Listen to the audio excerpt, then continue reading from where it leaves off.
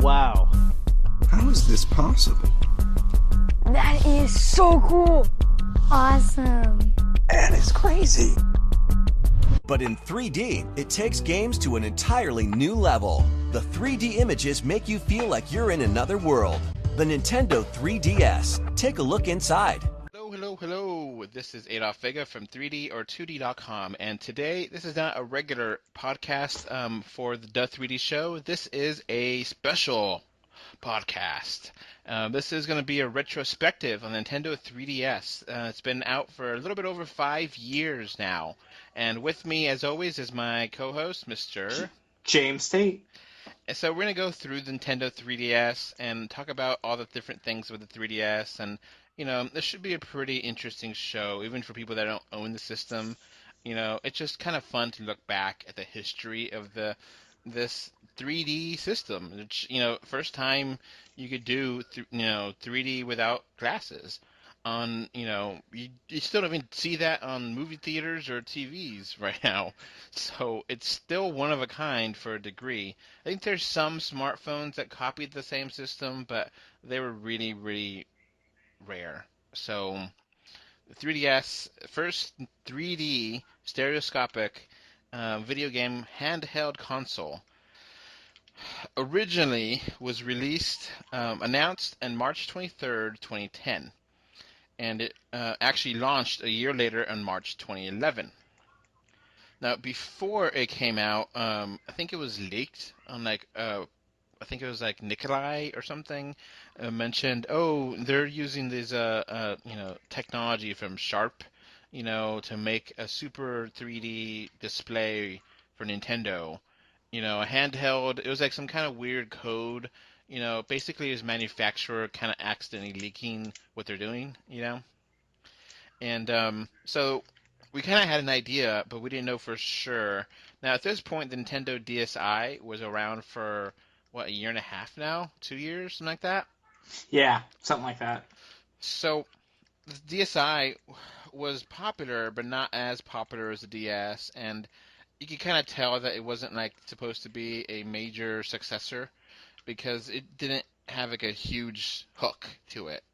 It had a shop, it had slightly better graphics than the DS, but it essentially was the same thing. Mm-hmm. Yeah.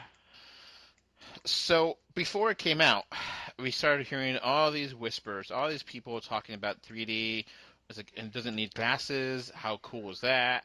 This was back in the height in 2010, when 3D Avatar just came out in 2009, and people were excited to see Avatar, and 3D and 3D movies are starting to come back in 2010. So people are like, oh wow, this is going to be a big 3D movie thing. You can watch 3D movies on it or trailers or something, Mm-hmm. Yeah, it didn't work that way. And there's a lot of concern, I think right before the release, that the 3D effect would ruin people's vision. Yes, yeah, that was always a concern. I don't remember, I think it was Fox News or something that said oh yeah, you don't want Nintendo to play this new Nintendo, it's going to make your kids go blind or something. Although, Fox News has been infamous for hating portable consoles since the early 2000s, so I don't know. But yeah, I don't know about them. It was going around, and even Nintendo kind of eventually conceded and said, all right, the 3D effect shouldn't be used on kids under the age of 7, because it may do something, but it really is not any scientific basis for a kid playing in 3D and going blind. So yeah, there's no proof of that, or any kind of damage at all. Yeah. Honestly, there's nothing to prove that. Just like people used to say, oh, if you sit in front of the TV, your eyes will go bad, and it doesn't do that, Yeah. So I was excited. I owned the DS Lite, but I never upgraded to the DSi. What about you? Did you have? Okay, so I had the DSi actually first. I actually never did have a DS. That's kind of interesting. I never had a DS. It was the exact opposite of you. But one thing I will say is that the DS, at least, they kind of the DSi at least, it had a really short lifespan, like very short. I'd say a year. That's how long its lifespan was. And it's like, oh, we have a camera for it now. Oh yeah, there's also a 3DS coming out. It's so a lot of people did skip the DSi. Yeah, I don't know. For me, at least, I kind of just saw the writing on the wall that it wasn't a serious, thing. Mm-hmm. So, it came out, was it Japan? DSi came out in Japan in 2008, in America 2009, and the 3DS came out in 2011. So it was a year and a half, almost 2 years lifespan there. It wasn't that much, you know. And so 3DS, okay. I was thinking, oh, they're gonna totally include Avatar, on, you could download that or buy it, Maybe they'll. This is a crazy idea now, but when you buy a Blu-ray, a 3D Blu-ray, it'll come with a little 3DS cartridge where you can watch it on 3D. I was Yeah. thinking that, and I was like, that would be cool. That would be a good way to get people, oh, I'll buy the 3DS. I'm going to watch my 3D movies on the go. And it didn't work that way. No one did that at all. And there was a Nintendo video app that was, I guess, you could download. It had, like, it was just random things they put up. Sometimes it was commercials. Sometimes it was like a little video from College Humor, dinosaurs and, just random stuff that had 3D. And most of the time it wasn't that good. And Yeah. occasionally they had a movie trailer. I remember they had the movie trailer for Green Lantern in 3D. Hmm. And it kind of made me want to see it in 3D because of that. Now, obviously, we know that Green Lantern is a terrible movie, so. But, Yeah. I was thinking that was going to be more of the thing. And that was one of the issues I've had with the 3DS for the entirety of the system, is that it just doesn't, produce really good quality 3D video out. Yeah. When you're Yeah. playing a game, the 3D is fine. But when you're, like, if you actually download a video on there, or stream it or something, it just doesn't look that good. Okay, well, yeah. My problem originally with the 3DS, my entire issue with the entire concept of it was the initial price. This console that was coming out, that relatively really only feature was that you can play it in 3D, which I will admit, it's a cool gimmick. It is. It's a cool idea. It's a cool gimmick. But I didn't think that it was worth the $200 something $250. $250. Yeah, I didn't think it was worth that much. Before you know? taxes. Yeah. Before the taxes and everything. And without a game. So with a game and taxes, and the games cost $40. So yeah. It's not worth it. And plus, this is the other issue. The 3DS had a terrible lineup. It did, at least at release. It didn't have anything. yeah. So let's get to that launch. So the launch games for the 3DS were pathetic. They were. They were bad. Nintendo, when they launched the 3DS, didn't even have an eShop. Later, that first E3, I think it was like in June 10th or something, or I forget that one, but they then updated the system to have a shop where you download games.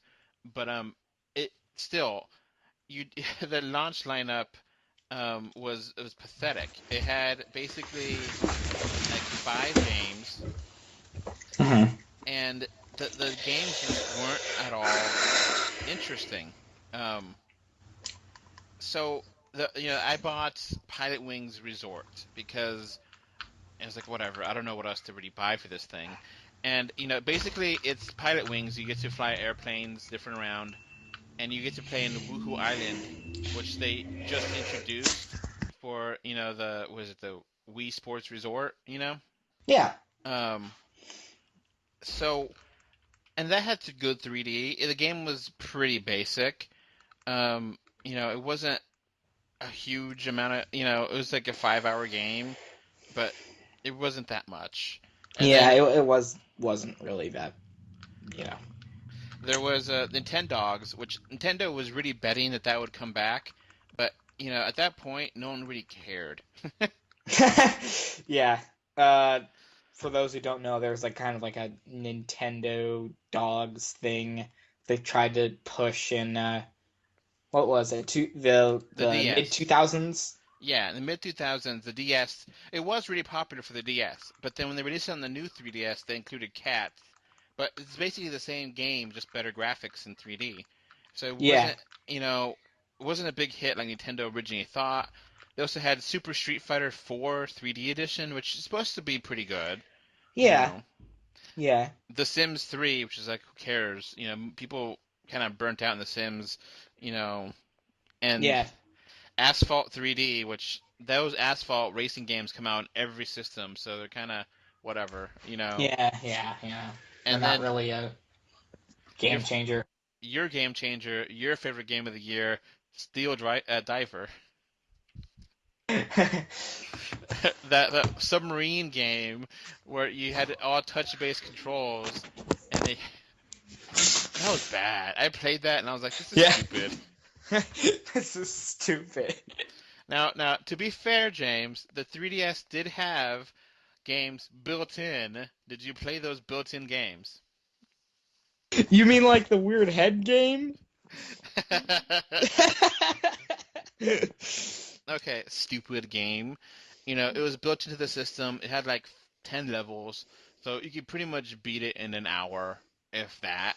You know, and it's just kind of a stupid thing. Now, obviously, the original 3DS had, kind of the 3D effects did work if you're moving it too much, so you really couldn't use 3D with face raiders because they just made it all look bad. Yeah.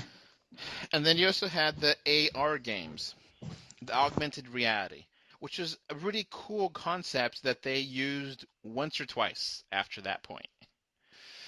Where you have Nintendo gave everyone that bought a 3DS these little cards, and you kind of, you point your camera toward the cards, and then there's like little games that are on there. Like there's like a little archery game, a little fishing game, but you need the cards and you need a lot of light so that way your camera can see it. And you could take pictures with your Mario, with the little, they came with other Mario character cards. You could, put Mario or whatever Link or Kirby in, augment reality those into your actual real life, and it worked to a degree. You really need to have really good lighting, and it was okay, except of course you had to move around a lot, so the 3D didn't work that well. And they never did anything with it. There was eventually like, Mario pictures you could download eventually for it, and Animal Crossing, I think you could do it too, but they really didn't do that much with it. And you know, they should have just updated these every once in a while as a nice kind of gesture. Another five more levels, or if you could be greedy, you could do, pay for it slow, and Hmm. you put your music in the folders. I actually let you listen to purchase music from iTunes, so that was cool. And you can only put 100 songs in a folder. After Okay. that, it wouldn't recognize it, and it'll give you basically what you're gonna have right there. And like it had a bunch of useless apps in the 3DS, like health and safety information was its own app. Activity logs, you could see how much you play. Oh, you played 500 hours of Mario. Yeah. Yes. Man, that's a lot of Mario. And one of the features that it had built in, which is kind of interesting, was a Street Pass. Now, Yeah. what did you experience with Street Pass, James? I've only experienced a couple times, mainly with Pokemon, but I always kind of thought it was an interesting idea, and a lot of games actually use it. I'm Mm-hmm. surprised how many, because that's the thing as you were talking about with the 3DS, and how really there's a lot of concepts, there's a lot of interesting ideas put forth by the 3DS, and there's a lot you can do, but honestly, the issue is not the lack of creativity, it's a lack of really investing on some of these ideas. Mm-hmm. Street Pass, on the other hand, is a rare exception where they stuck with it.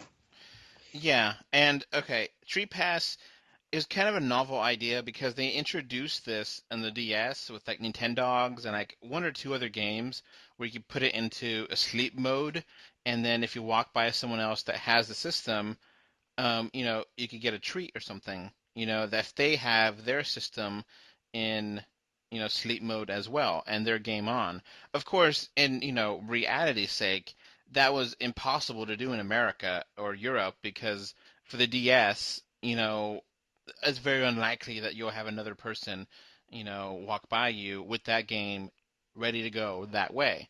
So Nintendo with the 3DS, they made it into the firmware. So that way it's much easier to walk by someone and then transfer your information. And you'll transfer your me, and then you have little puzzles you can complete. And there's like a little Find Me game where it's like a little RPG built into the system.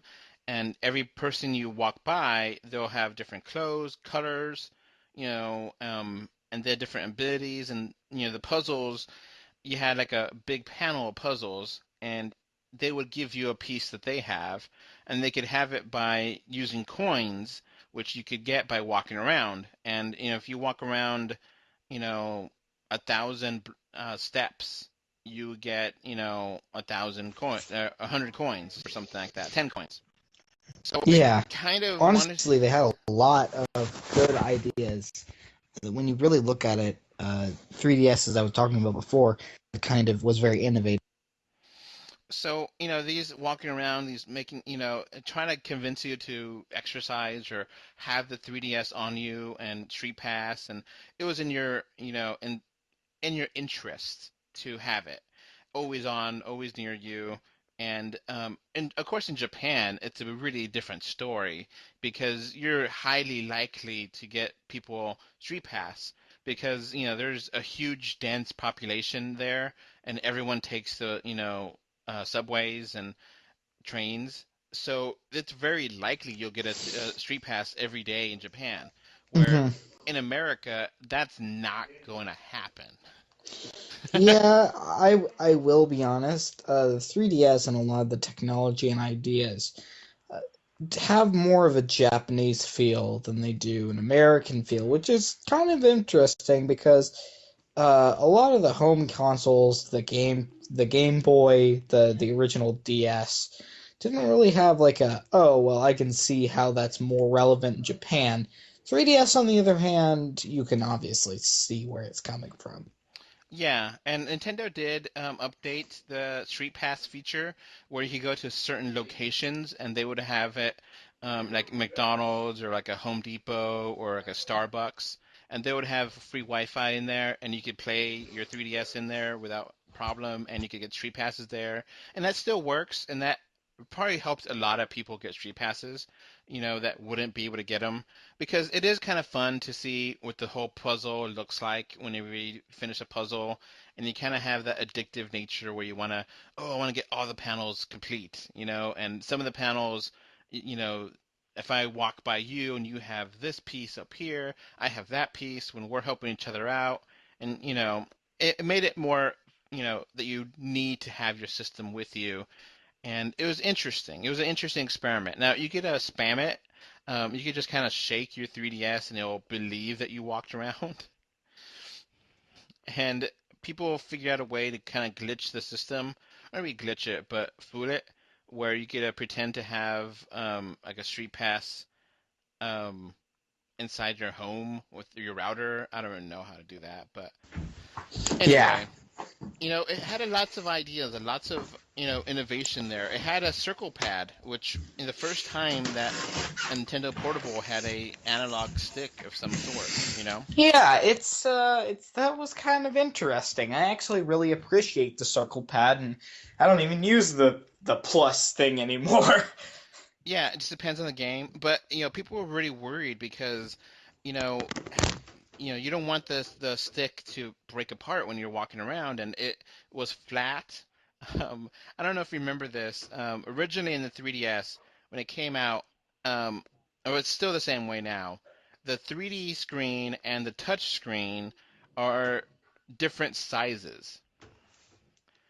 So the 3D screen is larger, more like a widescreen, and then the touch screen is more square.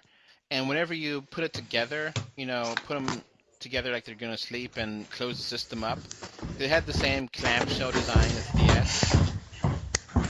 It would Yeah. make marks on the top screen, the touch screen, Huh. because it was like a raised system, so that way the touchscreen was there, and those marks were like just part of the system.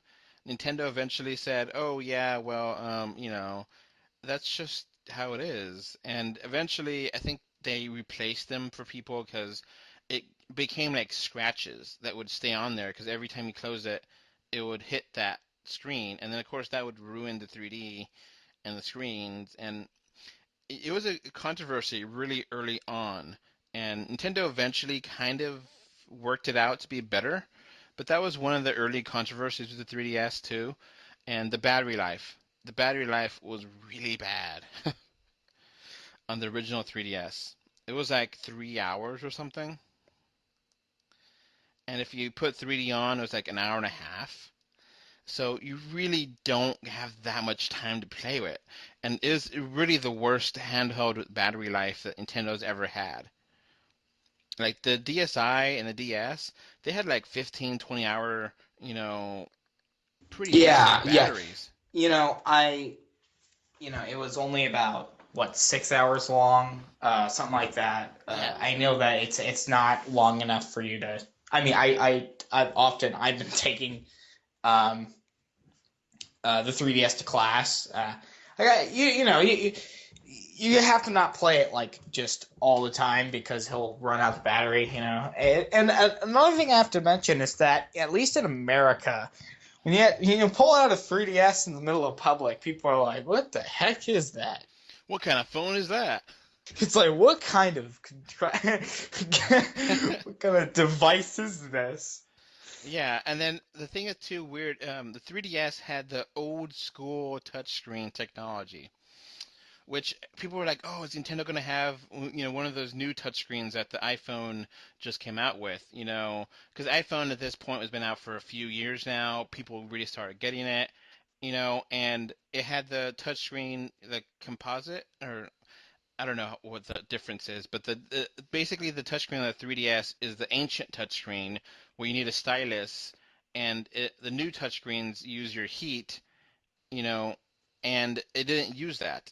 So it's only one point where you could do a touch, where like the iPhone you can multi-touch, and like pinch to zoom and do all these kind of things that you really couldn't do on the 3DS because you only had one. So let's get on to a little bit more of what happened. So the 3DS didn't really sell that well right off the bat. It took like maybe the first month maybe had some decent sales, and then it just went to nothing. And people started panicking.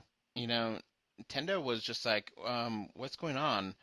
There's no sales for this system. It's brand new, and we put a lot of effort into this, and there's nothing coming out.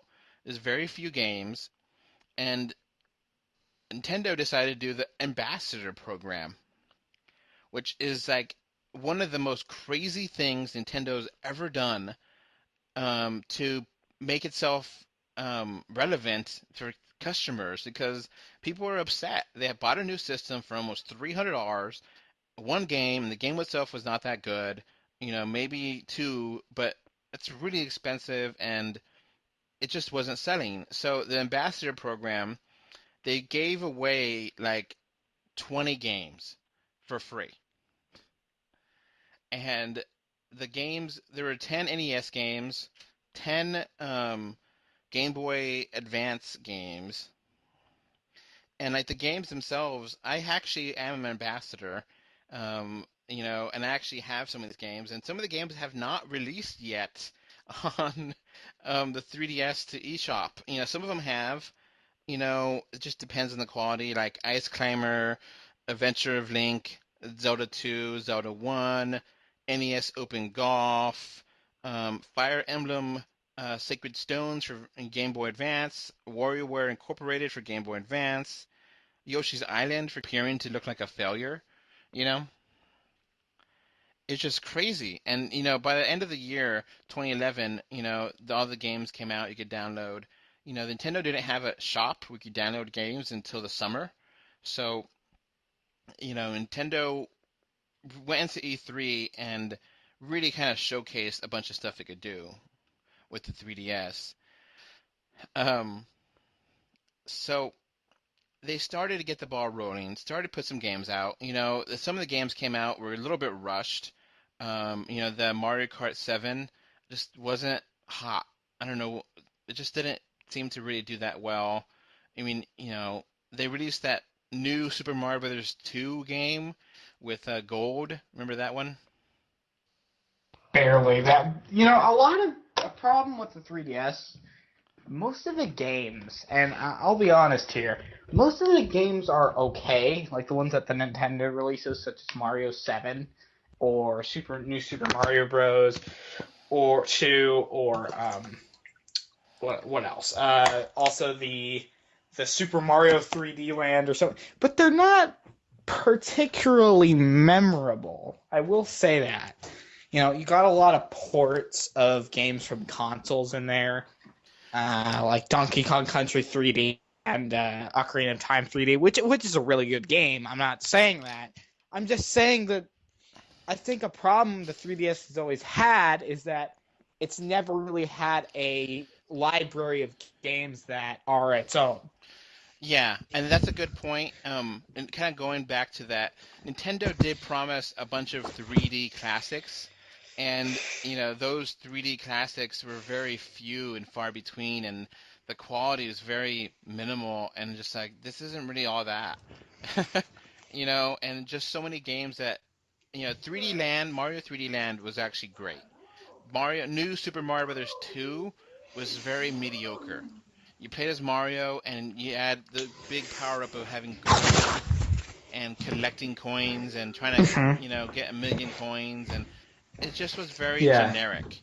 And that was Yeah, the yeah. first game Nintendo released digitally. So Mm-hmm. they started to embrace digital games, which made sense. To full on retail games, you download digitally, and you don't have to buy the cartridge anymore. Yeah, So they costed pretty much exactly the same, so, I mean, it it's made, like, yeah. Recently Nintendo 3DS, we're recording this in 2016, really 2013 or 14 with the release of the 2DS. That's something that we kind of have been forgetting to mention. oh But the yeah, 2DS was released pretty much at an even cheaper price, no closing case, and also without 3D because of that initial concern. yeah, and it looks like a tablet, but it was really thick, and it was like 129 or something, and most retailers sold it for 100. And it was a cheap way to go in. And it came out like 2 years later in Japan, but it was like in America, during and it tried to do like a Christmas. Like Nintendo of America just popped up. Here we go. Here's a new system, and no one knew about it, and it really had no features of its own. It was really strange.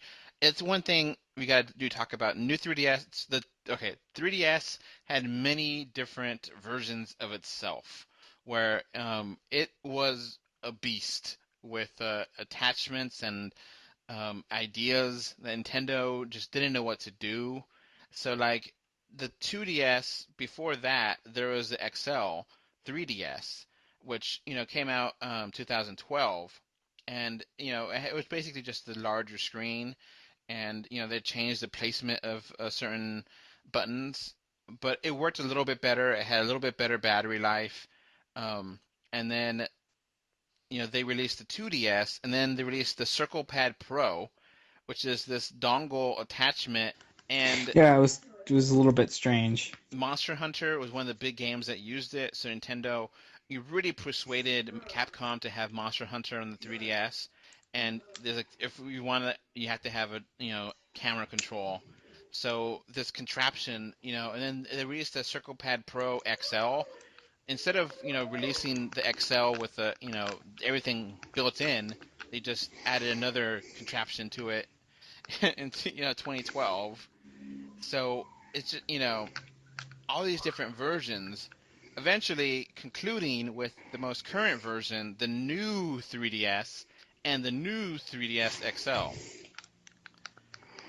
In 2014, it came out in Japan and in Australia, and 2015 in America and Europe. And it's been out for about a year now, and there's like not many exclusives except for Super Nintendo games and Xenoblade. Yeah, there's honestly there's not a lot for it.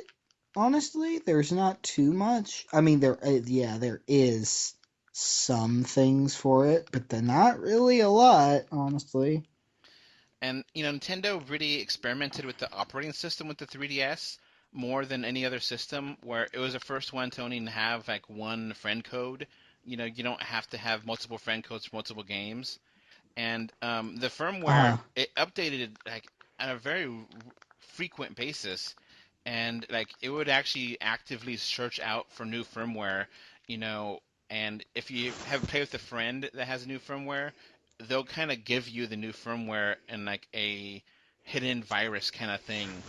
I don't know if you knew about that. that's kind of funny.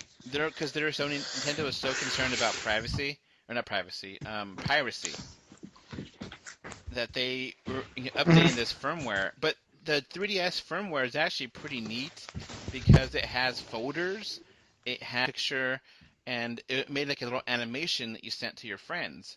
And it's actually a pretty neat little thing. I think a lot of apps now kind of copy, like what is it that all these different apps now kind of have that idea where you could, message your friends and show pictures. And Nintendo really did a good thing with this swap note, but it was abused in Japan and by adults sending inappropriate things to children, and Nintendo had to eventually kill it, which is really weird because like um, you know it just you could still download it, but you can't use it.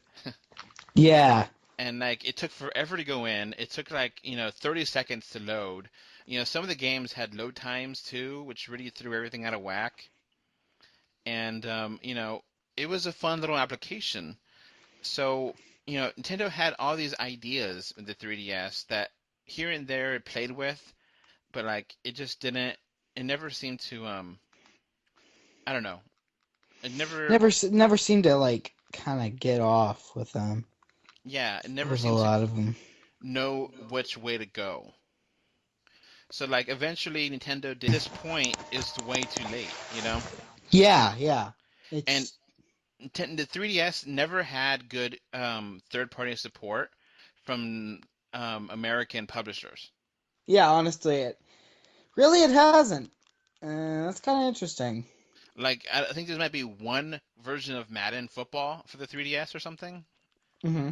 There's very, very few sports games on the 3DS. A bunch of big publishers jumped out ship.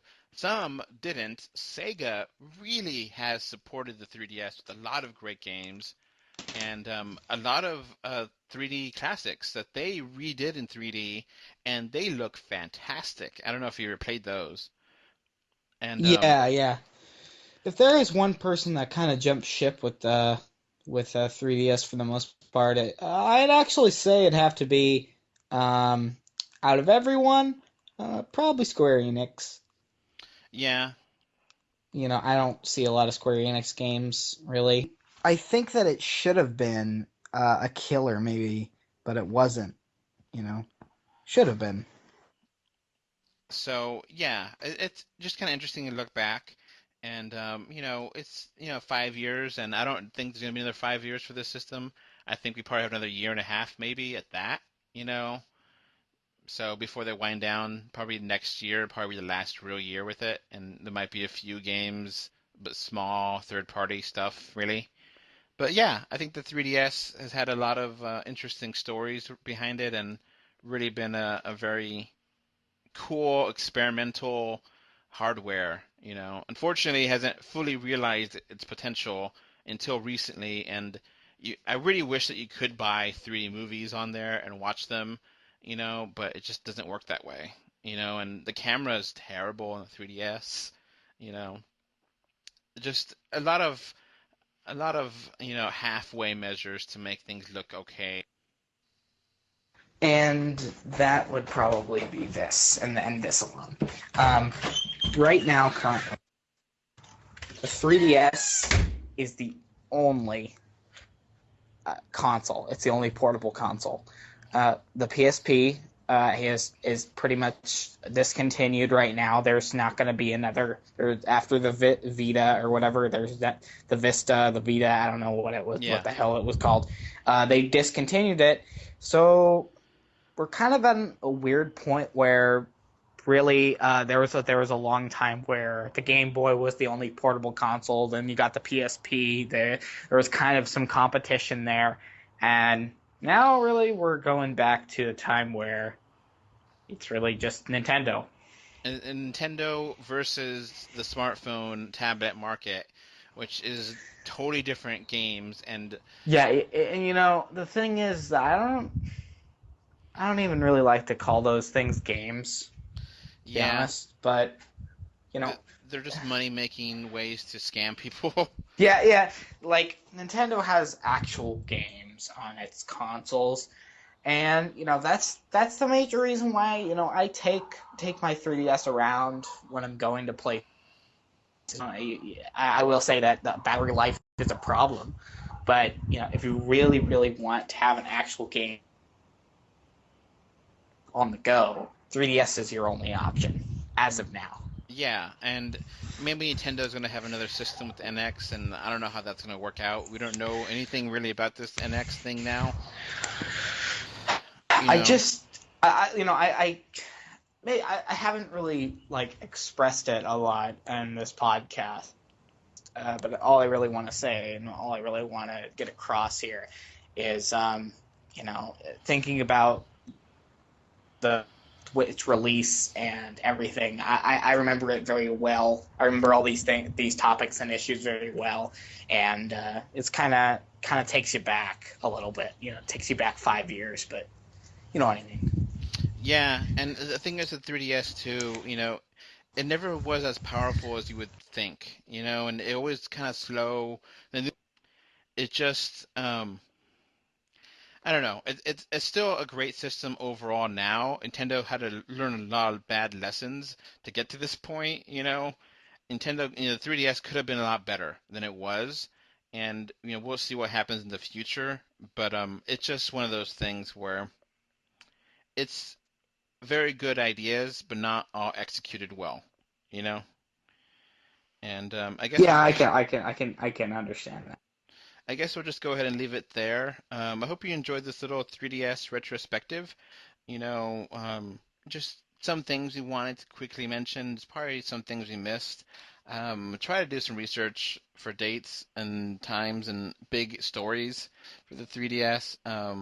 You know, but it's definitely a system that Nintendo is going to remember and fans are going to remember for a long time because the first system you could download games on, the first system that had DLC from Nintendo. I guess that's going to be basically it.